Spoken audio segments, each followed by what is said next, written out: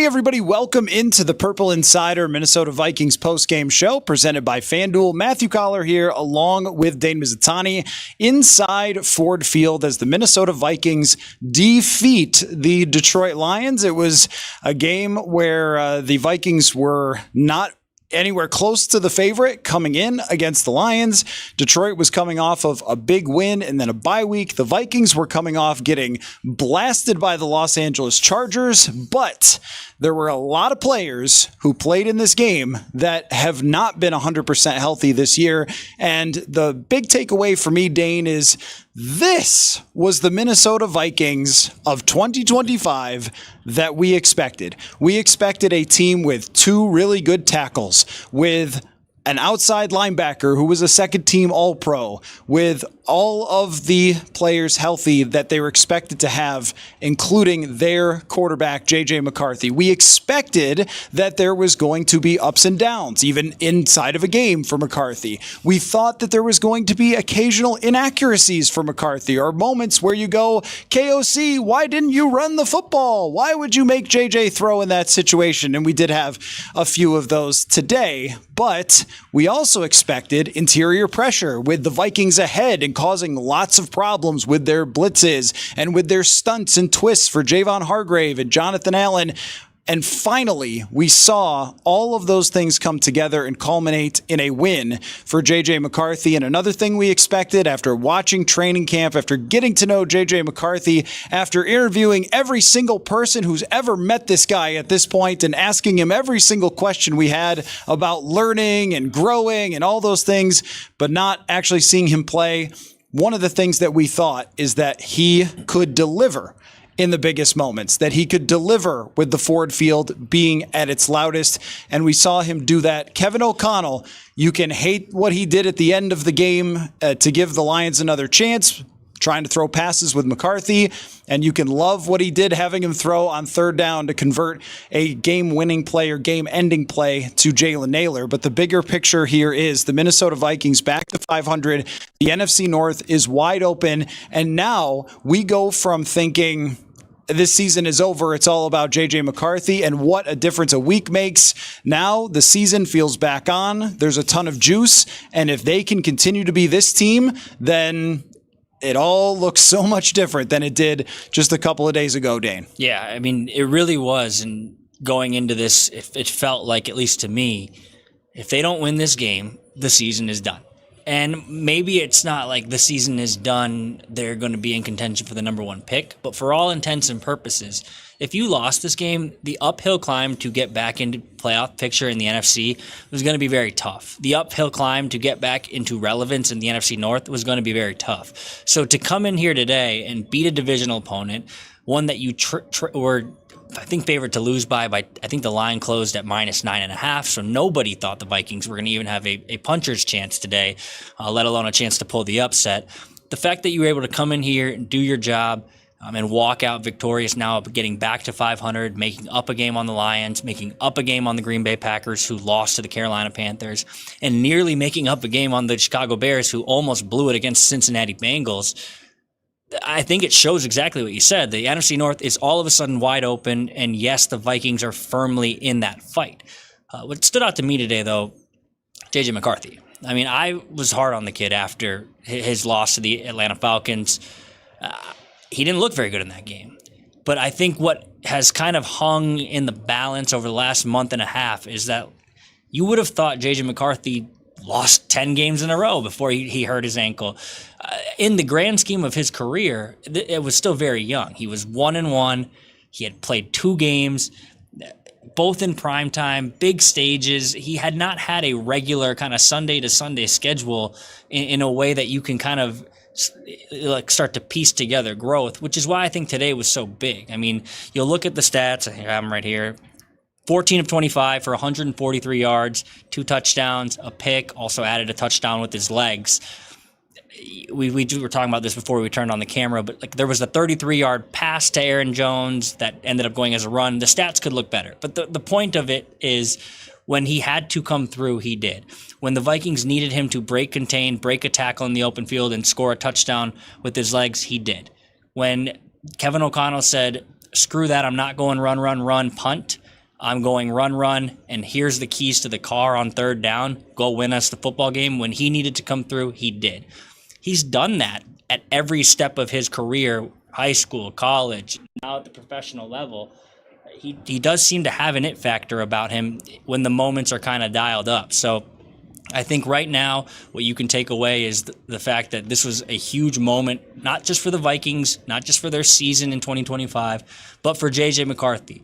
Was he perfect today? No. We're going to get into, there are inaccuracy issues that are going to continue to kind of come up, I think, for a little bit here until he kind of gets his, feet really out under him, literally and figuratively.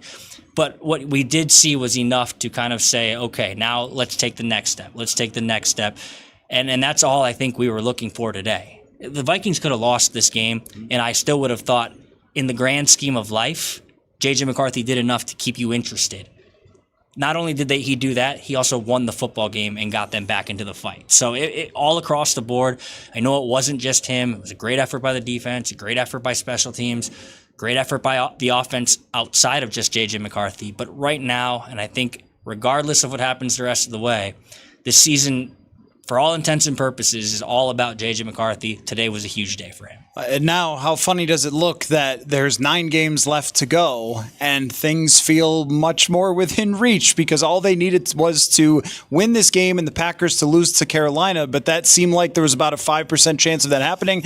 The National Football League, my friends. But let's go back to the very beginning of this game because this, to me, is where the game was won, which was early on, where the Detroit Lions convert a 4th down. Sam Laporta drags 3 Vikings non-tacklers this year into the end zone, and we're going, okay, well, look, I guess this is just one of the worst defenses in the league, and hey, they attacked the middle again. Who would have ever expected the thing they've done time and time again? And maybe some folks were even getting a little snarky on the internet about it, but for the Vikings to return return fire with a score there pretty quickly, and then score again with JJ McCarthy, and to have him look sharp. And I think that one of the biggest throws for him was actually one that did not get caught, where they sent Jordan Addison deep down the sideline. He tries to throw a drop it in the bucket pass, and it bounces off Addison's hands. It would have been an unbelievable catch if he brought it in,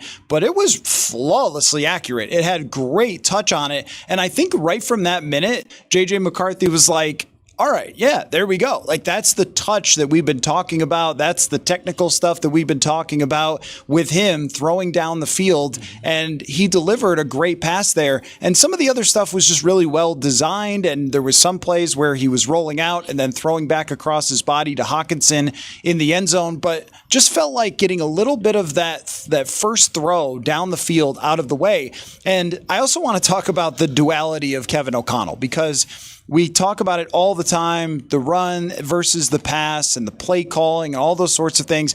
But one thing that we know about Kevin O'Connell is that he is going to put the game on the shoulders of the quarterback for better or worse. And at times with Carson Wentz, it's been worse. Even I felt like at times in this game, it's been for worse, where McCarthy was struggling with the accuracy and they were getting pressure and he just kept saying, I'm going to throw the ball still. But from the outset of the game, they did hand off a couple times. Jones gets a couple good runs, but just saying, you know what, JJ, I believe in you, and I'm going to put my money where my mouth is. And, he did this a lot with Sam Darnold last year, where we were saying, hey, just play it safe with Sam Darnold early in the season before we knew. And he was like, 97-yard touchdown. And that throw right there felt like a, JJ, you are running this team. I am not going to try to put you in a box and play super conservative. You are running our offense as our quarterback, and I believe in you to take a shot down the field and really try to change this game early. So getting him into a rhythm early on felt extremely important, and to have that opening script work out the way that it did, get Aaron Jones going. You mentioned that swing pass that goes down efficiently initially as a run, but that was just a really nice designed play where it looks like, I believe they had Mason and Jones, if I'm thinking of the right play. They had Mason and Jones on the field at the same time, which I would love to see going forward. Everybody sells out to stop the run play. Jones sneaks out. Like, there were some of those. And I am willing to forgive, in a situation with JJ McCarthy, the times where we thought, yeah, you probably should have run instead of passed at the goal line. I think we all know that. Or at very least, McCarthy needs to get down if he's running, like just get down and make sure that you keep the clock going. But if what Kevin O'Connell is going to do the rest of the season with JJ McCarthy is buy into him, believe him, put it on his shoulders, and let him throw the ball, sometimes it's going to fly 50 miles over Justin Jefferson's head, and sometimes he's going to make an awesome play like beating Alex Anzalone. And that was the type of thing we talked about after the Chicago game, the athletic plays that can make up for some of the either inexperience or hanging on to the ball too long. If O'Connell's just going to say, you know what? You guys can criticize me all you want for not running enough, but JJ, I'm pounding that button. To me, that's great. And it worked out for the most part in this game. Yeah, I mean, it's all about empowering your young quarterback, right? And I think Kevin O'Connell probably wishes his own career went differently in terms of somebody empowering him. I think he understands the importance of making this young quarterback feel like he can do anything. And I think the fact that Kevin O'Connell believes in him, the fact that on third down, late in the game, final minutes, he believes in him enough to throw the football, I think that does a lot. That does more than just win the Vikings this football game. That's little nuggets of trust that are going to continue to get built up more and more and more over the course of this season, over the course of JJ McCarthy's career. But I thought early in the game, you mentioned how O'Connell found completions for JJ McCarthy. I thought what JJ McCarthy did well, though, was find ways to just give his guys a chance. The Jordan Addison throw up the left side that didn't go down as a completion, that was one where he just gave his guy a chance. The Justin Jefferson touchdown that is an incredible one-handed grab by JJ, something we've come to expect. That's just simply JJ McCarthy seeing one-on-one coverage and giving his guy a chance. You saw it all across the game today, from early, middle, and late. The Justin Jefferson touchdown, JJ McCarthy trusting his guy. The catch by Jordan Addison, which was pretty incredible before the TJ Hawkinson touchdown on the second drive of the game.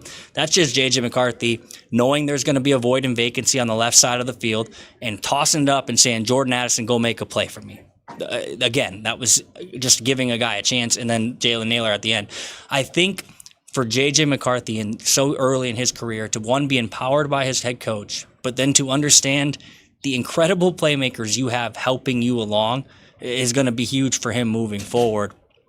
This was I can't overstate how important of a game this was just for his career, for his growth. I think whether he pays attention to what's being said about him or not is irrelevant, but I do think he feels kind of the weight of where this thing could have headed if they lost today. So the fact that he was able to kind of put it all together in a way that they walk off the field victorious, huge in every respect moving forward. And you mentioned that throw to Jefferson for the touchdown, and that's why even with game theory being sort of tossed aside at the end of the game when they need to run the ball with Jordan Mason in the red zone, I don't even know why you have them if you're not ever going to do the thing that you need to do there.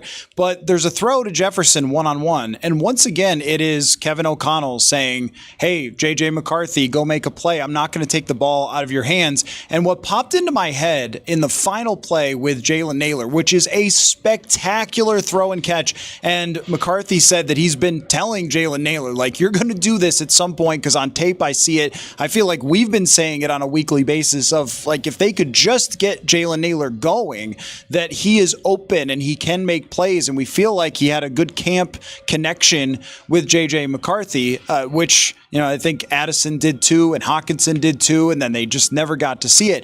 But calling those plays, I remembered when Mike Zimmer didn't trust Kirk Cousins in the playoff game in 2019 that they actually ended up winning, but did not trust him at the end of the game in a similar situation. They handed off 3 times. They punted the ball back to the Saints. They tied the game. They went to overtime. The Vikings end up winning. But you will not see that from Kevin O'Connell. In fact, we were, sitting next to each other with Alec Lewis, Kevin Seifert, and it's so freaking loud in here. We're screaming at each other, and I'm going, they're going to call a pass play, and they're, is it going to run? And to me, it was a guarantee that they were going to throw a pass there because O'Connell was going to put it on McCarthy's shoulders. Now, as you said, it was not a perfect game from him, and we'll continue to break him down for a second here. We'll get to the defense. We'll get to the bigger picture. There is a throw behind Naylor that turns into an interception. I think you can argue all day long, how in the world do the refs figure out that it didn't hit the ground, which I thought it did. I thought it was going to be an incompletion.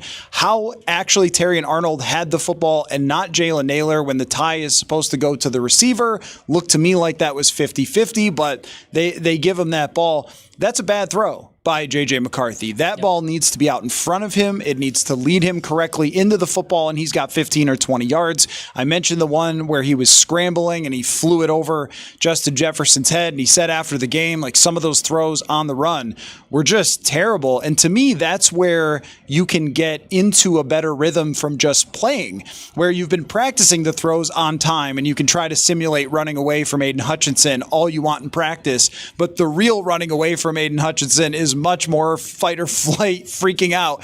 So he's got to control some of that stuff. And I think with the accuracy overall, what we want to see from here is just growth from week to week when it comes to that you are going to have to deal with, and Justin Jefferson will. By the way, not a catch. Don't really fully understand. I guess by the letter of the law, as Jefferson is diving, he doesn't fully control it before it hits the ball. My question is, how is anyone ever supposed to catch a ball where they dive? And if we're eliminating as a league all diving catches, if the ball scrapes a little bit of the pellets in the turf and it isn't perfectly secured, that sucks for great catches. And we've seen two of them by the Vikings get eliminated. I think they got to take a little bit of a look at that specific play where, look, I mean, could you even see that the ball was moving anyway? But that ball's not accurate. Jefferson is absolutely wide open. So we're going to have to see improvements there. I think he checked a ton of boxes. The operation was okay. There were 2 or 3 different times where he went to hand off on the wrong side. There were a couple of times where the clock was winding down, but we didn't see too many jumps offside. We didn't see the delay of game penalties. And when I tell you this place was going crazy, I mean, this is as loud almost as US Bank Stadium, if not as loud. So him being able to work his way through 2 road victories in the NFC North, both of which required clutch plays from him, and both had some moments where he can improve on and were pretty ugly, I think overall is a major victory for JJ McCarthy. And as I said, exactly what we expected. We all came into this after watching camp saying, yeah, there's going to be some throws that you're just not going to think came from Joe Montana, but at the same time, he's going to fight through those, and that's exactly what he did. Yeah, and I think that's the exciting part. If you walked away from this game saying JJ McCarthy couldn't play any better and they still barely won, I mean, you'd still take the win, but you would then feel like how much more, where is the upward trajectory headed? There was so much meat left on the bone, and they still managed to win the game. Like, I think that is something that you can kind of latch onto, and I think Kevin O'Connell will. I think there was obviously an excitement to win this football game, but I think the fact that they can be so much better is a reason to feel like maybe this team can just find something. JJ McCarthy said it himself after the game, we've barely scratched the surface, and I think that's totally fair. It's coach speak, it's cliche, but it's also true. Like, he's played 3 games now in the NFL. He's won 2 of them. He's lost 1 of them. He's played 1 game now with both of his tackles. He's played 1 game now with his entire, operation looking the way he thought it was going to look. So the trajectory is, I think, it could be just a steady upward curve for the Vikings from here on out. I will say, when you look at JJ McCarthy and you just break down some of his best throws compared to where he's struggled, if he can play rhythm and timing, and Kevin O'Connell talks about rhythm and timing all the time. You'll hear him talk about rhythm and timing, beaten eyes. But it's true. If JJ McCarthy can play in the rhythm and timing of a play, get a solid base, see where he wants to throw and let it rip, you're going to see the throws like he makes to Justin Jefferson, the throw he makes to Jordan Addison, the throw he makes to Jalen Naylor. There was also like a sneaky throw to Jordan Addison before JJ McCarthy ran 9 yards for the touchdown and juked out Alex Anzalone, where it was just 1, 2, 3 back foot, fire to the sideline on a rope to Jordan Addison. Couldn't be more perfect of a throw. When he can play in the rhythm of in timing of this offense, you see the potential of if he can just do this more consistently, how special could this look? But then I think when you look at some of the deficiencies, it should give you almost like an excitement level of, well, if he can just get rid of some of these, like he can be so much better. Like when he has struggled, I think it's because he's not permanent in his base. He's not sturdy. He's running off script, outside. I think something with him that tends to happen is when he gets fired up in the over the course of a play or feels like he's under pressure, and that's when they start to sail. It's when he's totally firm, steady in the pocket that we can see, the potential of this kid. So it's game 3 of his career. I think it's going to look way different in game 10 of his career. And I think that's why last year was so damaging to his growth, is because he didn't get those reps in practice. That's why the past 6 weeks were so damaging for his growth, because truthfully, if he plays like he did against the Falcons and struggles, and then he plays the next week and it does okay, it's just steady growth, or it's just part of the process. But because so much time hung in between, there were question marks. I think he answered a lot of those questions today, though, with his overall performance. But I also the teammates stepped up for him too. They had his back. The one thing that I thought stood out in his press conference after the game, Alec Lewis asked him just what was it like to walk back into the room after, and he got choked up. JJ McCarthy teared up and said it's killed him to miss the past month and a half, but he felt like his teammates had his back. They did figuratively, in the sense of they know he's his guy, he's their guy. But they also did literally today. The Vikings do not win this game just on the back and shoulders of JJ McCarthy. Total group effort, totally all 3 phases. And like you said, the Vikings team that we thought we would be covering, that you thought you would be watching, kind of finally showed itself. And now they're 4-4, game on the rest of the way. So my 2 moments of this game, to me, that told the entire story are, let me say 3. We talked about the throw to Jalen Naylor at the end of the trust, so that's number 1. Number 2 is the run in where he jukes out Alex Anzalone to go in for a touchdown. Anzalone's an amazing player, and to be able to do that, for how many years did we do post games and talk about how a scrambling quarterback, a guy who has athleticism, a guy who's not afraid to make a play with his legs that can beat somebody and go run in for a touchdown? I think as we go forward, if there's something, and we've seen this with a lot of young quarterbacks, Drake May, Bo Nix, if there's something that can guide them through those ups and downs, I think the quarterbacks that have to stay in the pocket, your Penix or Bryce Young, he gets out a little bit, but he's not a runner. I think that the running can even out some of the ups and downs. Yeah. And that play to me was special. I remember we talked about this coming out of the combine, about this quickness that he had. And remember when he played the Gophers, I was in the stadium when he played the Gophers, he had this exact same play where he was scrambling and he needed to beat a linebacker one-on-one, and he beat them. That quickness, that running ability is a difference maker. And that's something that Carson Wentz couldn't do. It's something that Kirk Cousins couldn't do. We saw it a little bit from Sam Darnold. I think he's much quicker than Sam Darnold and has to lean into those types of plays. There were a few times where he tried to throw it and he was disappointed that he didn't throw it more accurately, where I thought, dude, you might get 10 yards. And they even ran a play that was a zone read where he ran it for, I think, 7 or 8. Mm-hmm. And even the blown up play at the end of the game where he turns the wrong way as the running back, or the running back goes the wrong way, who knows, he still gets 4 yards and a positive play because of his quickness and his playmaking. And then you mentioned the post game. I thought where it was really the most telling in the post game was the moment you were talking about where he just poured out a little bit, and you could tell he was trying to contain himself. It means a lot to him to be here. He said he's a Michigan man. He's from this state. He wore his, go to work blue collar shirt that Jim Harbaugh gave him at Michigan. It meant a lot to him. And I think that when he's talking about how much it kills him not to be on the field, you really see that. He's been sleeping in a different room from his baby to make sure that he's getting the proper amount of sleep. I don't think any of us question the stuff that he was drafted for. score. And if you go back through, and even when you read Tyler Dunn's piece on Caleb Williams, like some of his anonymous sources are talking about McCarthy and how much people saw in him for a love and a joy for the game. That's been taken away from him so much. He's dealt with so much adversity. So to go through that, to get here, to come out, to throw 2 touchdowns right away, to finish the game well he did, a storybook day for JJ McCarthy. But as you said, he did not do it alone. And another thing, when we talk about what we thought the 2025 Vikings were going to be, we thought they were going to be well coached.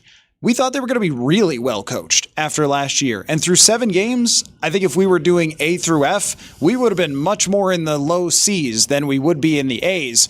Can't say it's a perfect score here for today, but on the defensive side, the adjustment after early in the game, the struggles that they had to just start attacking the middle of a weak offensive line. I said to Nolan Bianchi, who was on the show earlier previewing this game, who covers the Lions, I said, this was your Frank Ragnow game. So what they're all going to be writing on Detroit was, we really miss Frank Ragnow. And you could see that they decided, we are going to make their inexperienced offensive linemen pick apart where Eric Wilson's coming from, where Andrew Van Ginkel, who is really damn good, where he was lining up. And also those stunts, those twists, those rushes from Javon Hargrave.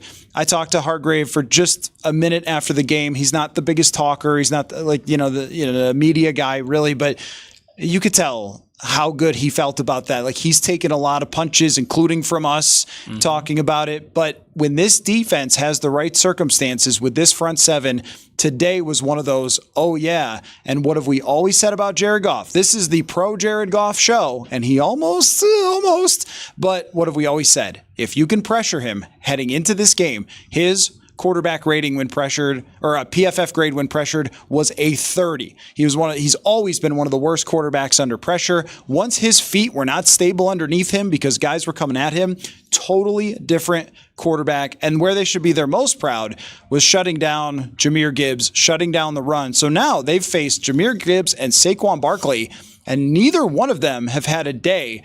I think that a lot of things on defense, Dane, and we'll talk about the concerns, but a lot of the things that they did today were proof of circumstances matter to defenses a ton. And also with Van Ginkel back and the lineup they're supposed to have, and Cashman, who played an unbelievable game today, including a game-changing fumble, but he was everywhere in this game.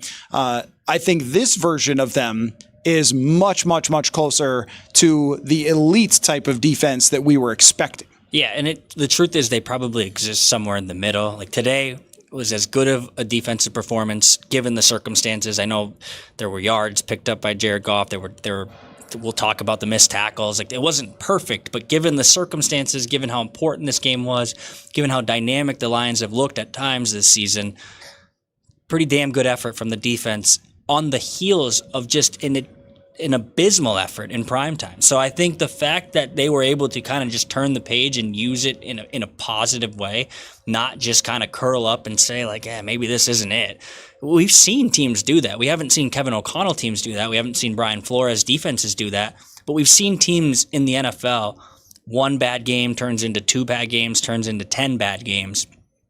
I thought there was a chance that 38-7, 38-10, whatever they lost to against the Chargers, with Justin Herbert destroying you, Kamani Vidal running all over you. I thought that if today looked a lot like it did last Thursday, if Jared Goff tore him up the way Justin Herbert did, if Jahmyr Gibbs and David Montgomery tore him up the way Kamani Vidal did, if Amon-Ra St. Brown and Sam Laporta got after them like Ladd McConkey and Aronde Gadsden did, like, I thought there could be a snowball effect on this defense, which is why it was so impressive to me that they were able to bounce back from that effort last week, a week and a half ago, and put forth the effort they did today. The stunts worked, and I think it was something where Brian Flores must have identified, or whoever was going through the game plan with Brian Flores must have identified, these young centers and guards are not going to be able to pass off the stunts correctly. Because you saw, there were times where Andrew Van Ginkel was shooting a gap and Blake Cashman was running around the outside. You saw free runners from Eric Wilson, who sneaky, maybe the best signing of the offseason. Like, he was signed to be a special teams guy, and he's just been dominant on defense. Amazing game today from Eric Wilson. Yeah, I mean, but like, you saw there was a concerted effort, like you said, to attack the middle, and there was a concerted effort to attack the middle with stunts, and they worked over and over and over again. It got to a point where, I don't know, I'd have to go talk to Dan Campbell and talk to Jared Goff and talk to Jahmyr Gibbs and David Montgomery. But right after Eric Wilson absolutely vaporized Jahmyr Gibbs on a pass rush, Jahmyr Gibbs tried to step up and block him. Eric Wilson shoved him into the ground and then tackled Jared Goff. We didn't see Jahmyr Gibbs for another few drives. We also then saw David Montgomery pass block like you're supposed to and stand Eric Wilson up in the hole. But I think all of those pieces, all of those parts of the game plan really showed up and yes, knocked Jared Goff off his spot. This is a guy who I've seen pick apart the Vikings defense at will, pick apart Brian Flores' defenses at will. It was the first time I can really remember, at least in the last couple of years, where Jared Goff looked uncomfortable. He looked like lost at times. He looked not ready, to face the pressure that was coming at him. And I think that just takes away everything else that the defense or that they want to do on offense. So incredible performance from the defense. Certainly not perfect. You got to make tackles. Jonathan Grenard has to finish the sacks. He's getting the pressures. You got to finish the play. You got to bring down Jared Goff in that situation. Byron Murphy, you have to make that tackle on David Montgomery. Isaiah Rodgers, you have to make that tackle on Jameson Williams. So not a perfect performance, but also not that dissimilar to the way we just talked about JJ McCarthy. Good performance with a lot of meat left on the bone. I think that's kind of the story of the day, is that they beat the Detroit Lions on the road 27-24, and it didn't feel like they played an A game. It felt like they played like a B- game. There's a lot of room left for this team to kind of keep growing. Offense, defense, and special teams. Well, I think on the defensive side, in terms of the things that they will be able to carry over and continue, is having the entire roster. Andrew Van Ginkel, I spoke to him after the game in the locker room, and he's a very straight kind of guy. Isn't the biggest, hey, media, come to me kind of thing. But I mean, you could tell how excited he was to be back out there, and he was trying to sort of contain the smile, but everyone else was smiling as well because they didn't play Dallas Turner much. And I think that tells you about, with Dallas Turner was out there, he has not developed to the point where he's anything but the weakness, and teams could run against him. And he was not creating in terms of pass rush win rate, and he was not as dynamic. I mean, that is a swing player to the entire defense that mattered so much. But now we're learning, I think, that Eric Wilson is that too under the right circumstances, when they can stop the run, when they can set Detroit back. And Detroit set themselves back. I mean, they had penalties, they had big mistakes, but some of the really most impressive plays in this game were swing passes, screens that we've seen Detroit turn into huge plays against this Vikings team, and they shut them down repeatedly. Those things I think can travel, getting Josh Metellus in the right position, because Harrison Smith, who picks up a fumble, also had a huge pass knockdown in this game, blitzing oh yeah, that's right, that's Harrison Smith, who's been out for a lot of this season or recovering to get to 100%, which now allows Metellus to be in the box. They're a different team when that's the case. But there is still this weakness that exists, that unless they make a trade, I don't know where it's going. And you saw at the end of the game where Isaiah Rodgers is attacked down the field. Every team has now seen this. He got roasted by Devontae Smith. He got roasted by Jameson Williams, who may have pushed off at the end, but still, that's a guy who's a deep threat. Very fast. Rodgers clearly can run with anybody, but making plays on the football, I think, is questionable. Tackling is seriously questionable. Byron Murphy missing a tackle was a huge miscue as well. And this is just a unit when Theo Jackson is out there, who was, I think, evaluated for a concussion today, and then Isaiah Rodgers. There are weaknesses in the secondary that if they want to go do something in the trade market, which, again, wow, what a change of... This is what happens when you assume. That's why there's that saying about assuming. Don't ever assume that we know what the results are going to be in the NFL and how much can change, because I would have bet you $1 gazillion the Vikings wouldn't be talking about buying. And now you're like, Well, maybe they might want to have a conversation because Okudah looks like he's going to be out long term, and Rodgers, I think, has shown to be a little more of a up and down type player, a player that was a rotational guy in the past, probably for a reason.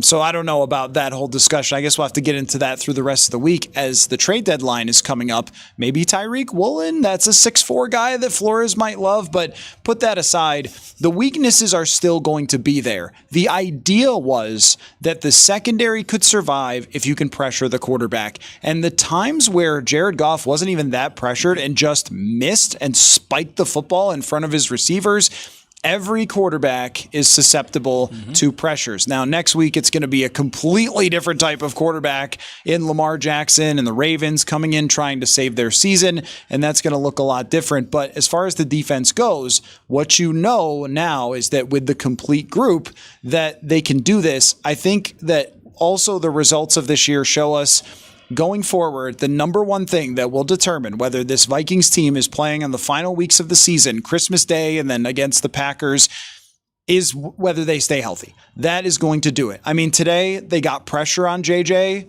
but Darrisaw's out there, O'Neal's out there. They did a good job. I thought, look, it's evaluating Donovan Jackson's game is kind of hard right now, but even in the interior, there was sometimes some pressure, some sacks, but overall, time to throw.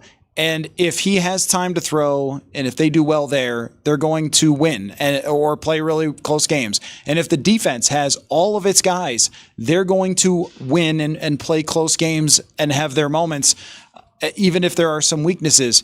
But if they lose Van Ginkel again, if Grenard's not there, if Darrisaw's not there, there's a couple of guys on this team that could send it tumbling back to where it was. But this was finally the 2025 Vikings. That's how I come out of this feeling like offense, defense. We saw for the first time the 2025 Minnesota Vikings. Here they are. Welcome, folks. And I kind of imagine in my brain, what if that had been the entire season from now on? And what's their record if this team, as it existed today, got to play there? I also want to throw out there, Miles Price is putting his name, if they could just stop holding, in the list of Cordero Patterson, Marcus Sherrills, Percy Harvin, the great returners, David Palmer, Mo Williams, Kadri Ismail.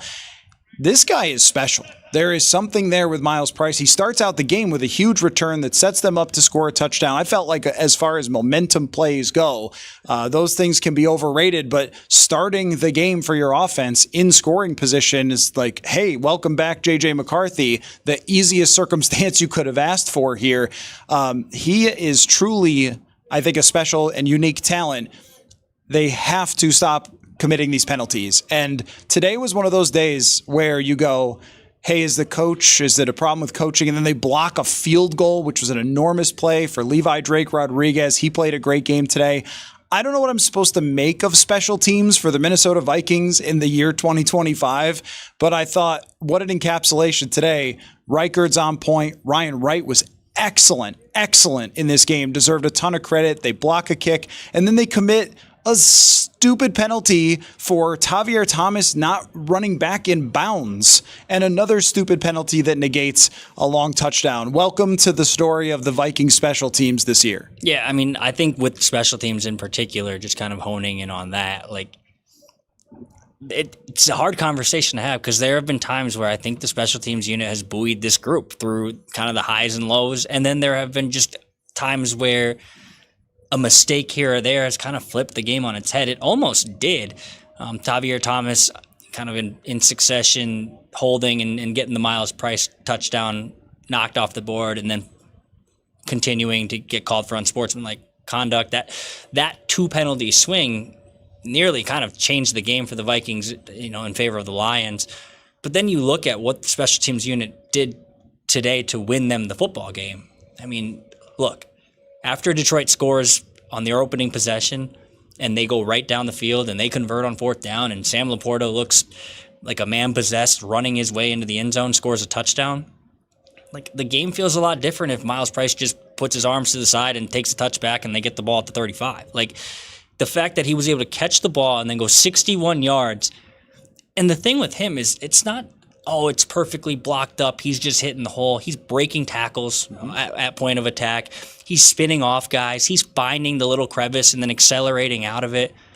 I'm going to victory lap Miles Price. I wanted him on the team in training camp just to be stubborn. Hey, we were Miles Price, Team Price or whatever. Yeah, this podcast was mainly out of stubbornness. But he also showed the ability back in training camp to just catch the ball a lot of the times. You know, he had the punt return in the preseason. There were slivers of what this guy could be, and he's been, I think, everything and then more than what the Vikings would have hoped for.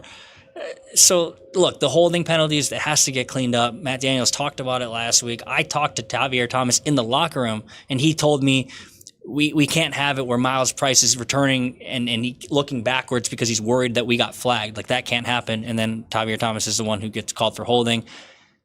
I get it. Like Matt Daniels said, sometimes you just develop a reputation of being a team that holds, and then it's hard to shed. But at the same time, look, you just have to, one, coach it better, but two, as the players, like Matt Daniels can talk till he's blue in the face about if you're straining and a guy gets outside, you let go.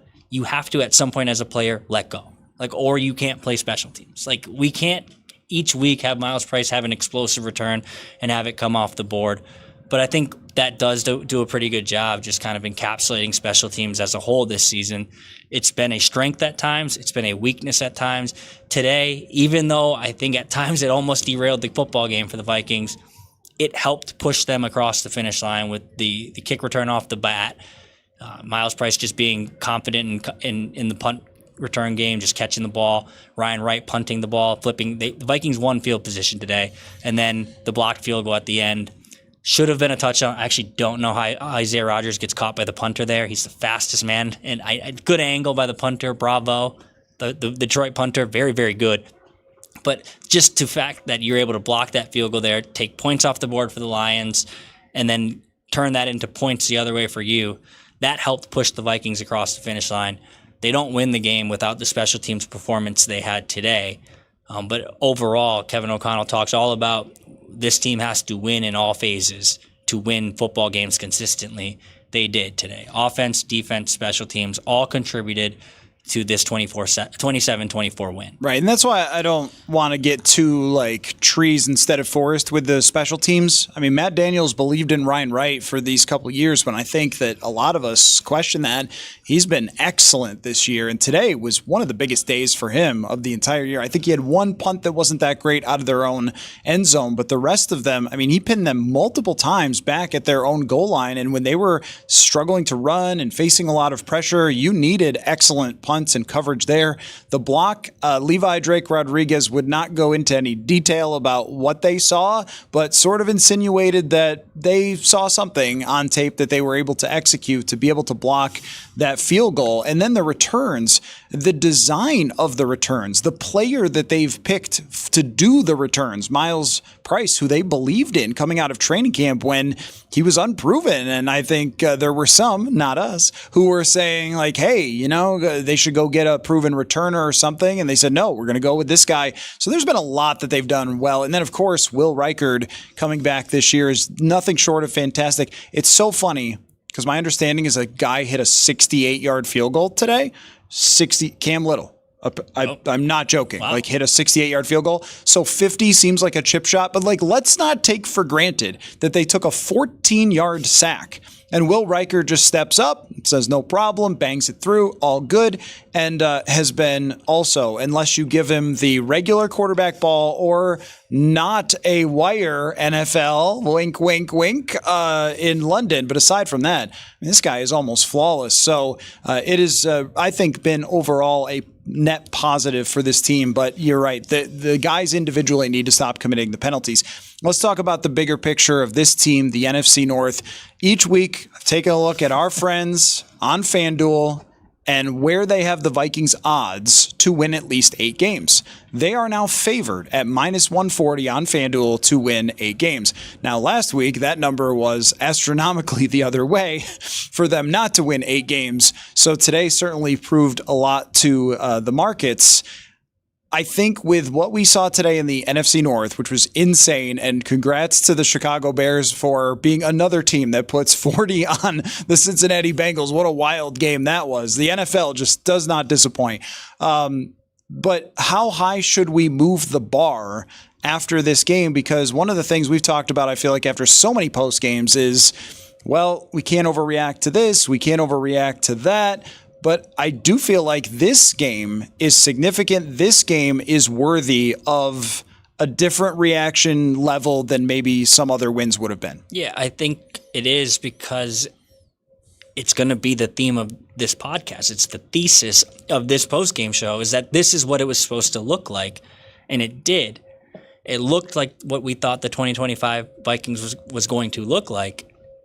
But then there are so many – we just spent 25 minutes talking about the areas throughout the game that need to be improved upon.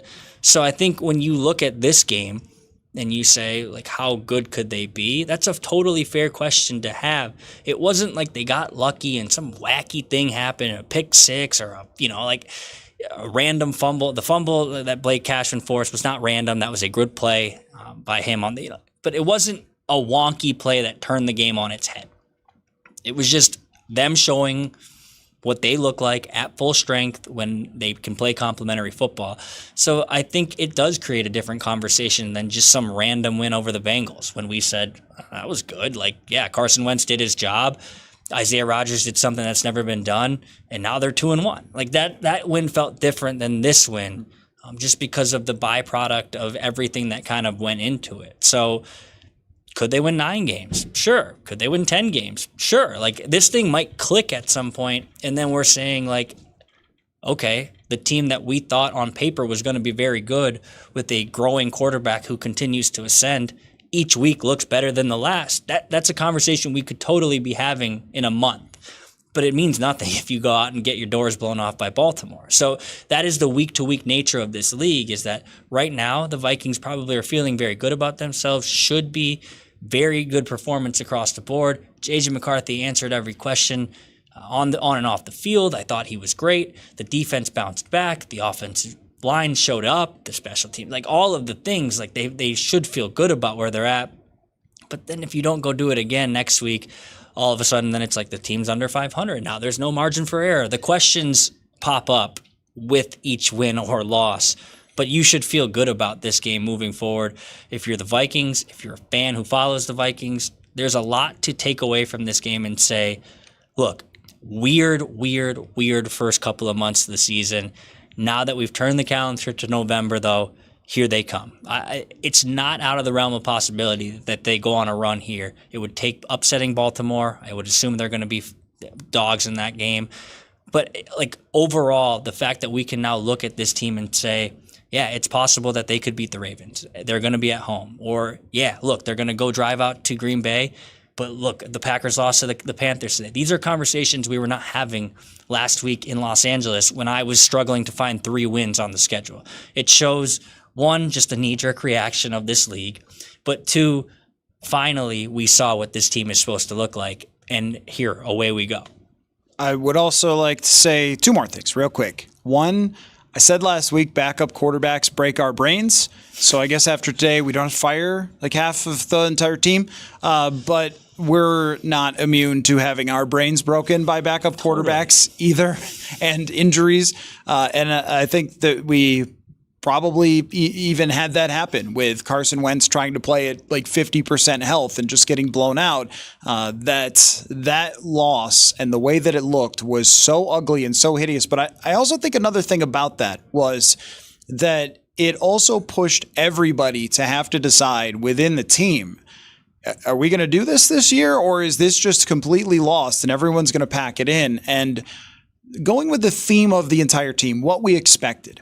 What we have always expected is Kevin O'Connell and the way that he manages his locker room and the way he manages players and the culture that he's created to sustain a team this way. I remember Sage Rosenfels talking about this with Gary Kubiak, that even if they had teams that weren't that good, they'd win 7 or 8 games because of how good he was at managing players, keeping everybody fighting the same, pulling on the same rope the right direction.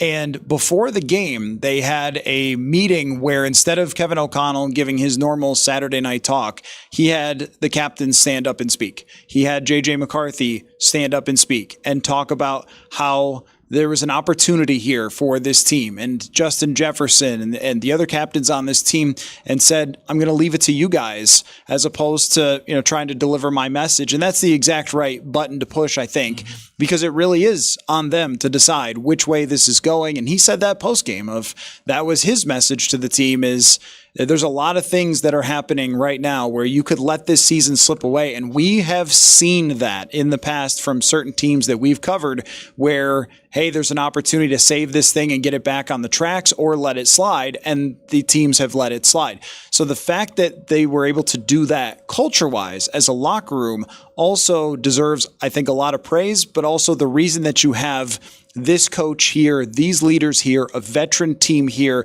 that they built. So are they a team that all of a sudden shoots to the top of the FanDuel Super Bowl rankings? Absolutely not. They've got a long way to go in order to prove that. But this one right here can be one of those games that through the years, the opportunity is there. I'm not guaranteeing it. I'm saying the opportunity is there that we go back to and go, when they won that one, it told everybody, yeah, you're supposed to be the type of team that comes into Detroit and win. That's what this was built for. So we can hold off on hot seats and draft picks for now and talk about Vikings-Ravens at home next week. Dane Mizutani, Pioneer Press, will be there, of course, at US Bank Stadium with me, as always. So we will catch you then. But it will be a fun week for the first time in a while.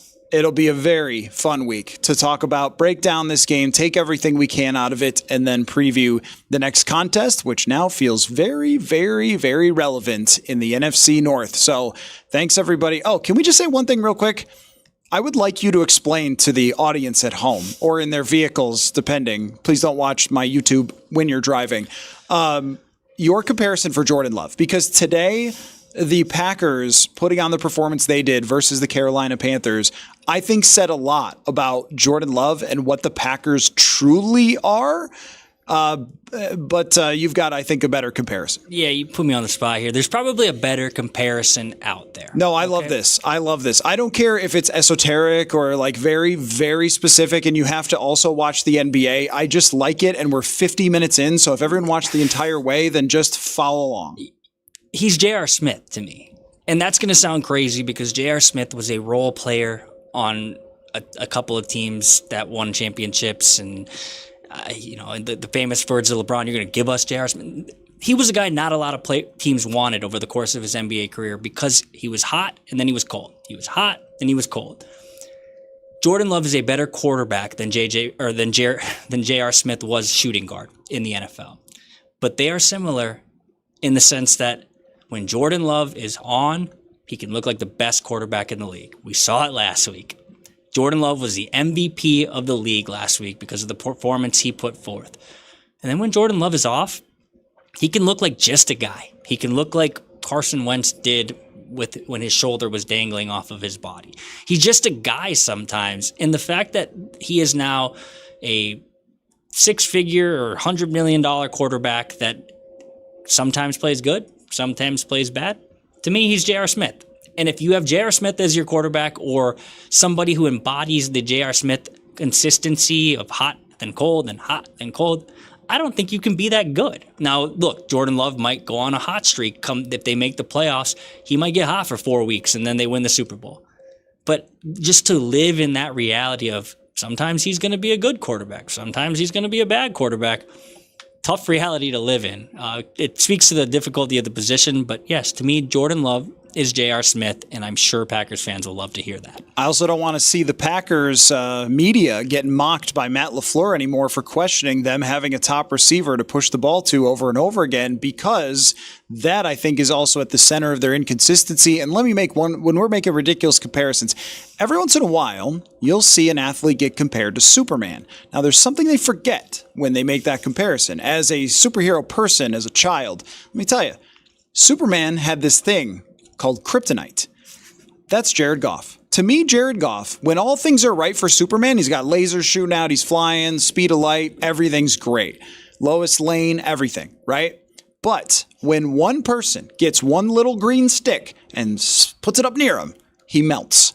And I think that is Jared Goff with interior pressure. And I think this team is one to keep an eye on going forward. As impressed as I have been by the Lions, and as much as it is a week-to-week league, and I'm not declaring them dust, that what we saw today, that travels from week to week. Everyone else just saw that as well. And you can expect that they're going to face a ton of it going forward. So everybody in the division feels good and flawed. And where we go from here, we will see. So on the next episode of Purple Insider, we'll see you then. Thanks, everybody. And football. Football.